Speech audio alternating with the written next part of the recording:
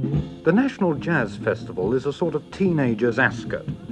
For the 50,000 mod music lovers who crowded into Windsor at the weekend, the latest fashions were almost as important as the entertainment on stage.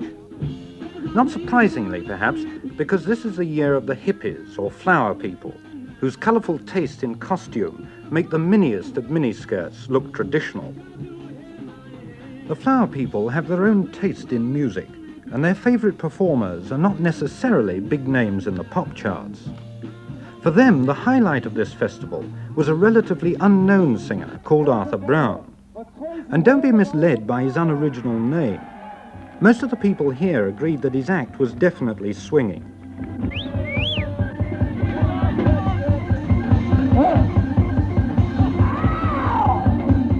Well, what's the point of all the paraphernalia coming in by a crane, pictures on the screen at the same time as the music going on? Paraphernalia? What do you mean by paraphernalia? All the additional stuff. This is a usual Western cynicism. What we're really doing, you see, we're not doing anything. It's the audience who's doing it. The audience is sitting out there appreciating what we may or may not be perpetrating, which may be perjury, falsehood, or any type of obscenity. And ceasefire. We are merely trying to evoke some response in the audience. I feel that music per se on the stage is a bit dead, you know, and we're trying to introduce theatrical techniques, any technique that evokes a response, you know. Well, what sort of response? Well, a positive response, or a strong response. But I mean, if the audience get up and start dancing, is that a good response, or? Yeah, or if they sit there enthralled, or if they hurl bottles, which they sometimes do, I must admit. This isn't for me a good response, but at least it's a response. It indicates that they've come up against something which is so strongly against what they're usually confronted with, that they must respond in the way which is for them the most violent, and which is for me the most stupid. Now you've already got quite a big name on occasions like festivals, this sort of thing, but you're not a vast commercial success just at this time, are you? You lie! No, I'm not. No, I'm not a commercial success. I mean... Do you expect to be? Do you want to be? Well, I want to be an artist, you know, to consider myself an artist.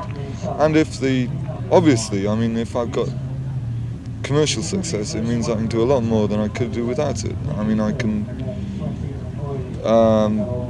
buy up clubs, I can set up clubs that I want to do, I can get them to do what I want to do, I can get them to produce the effects, the visual effects, vocal effects, musical effects, any type of effects I want to do.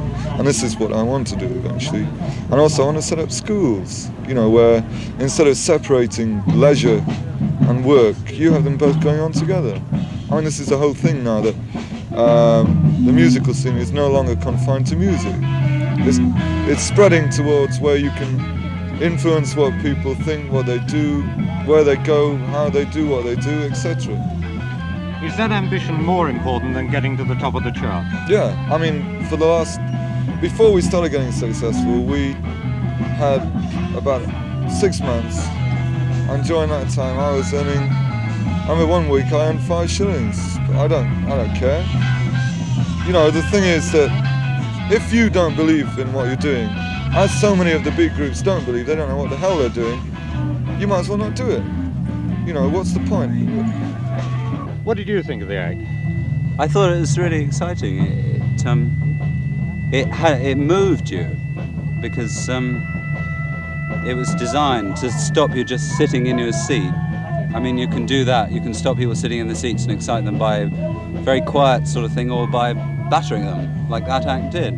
But either way, it did achieve something. Would you deny that during all your interviewing, you have not been contaminated in the slightest degree by a certain radiance of gayness? You've got me worried, huh?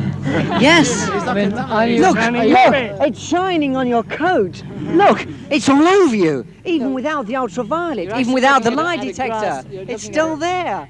A certain enjoyment, even though, look, you're smiling. Look!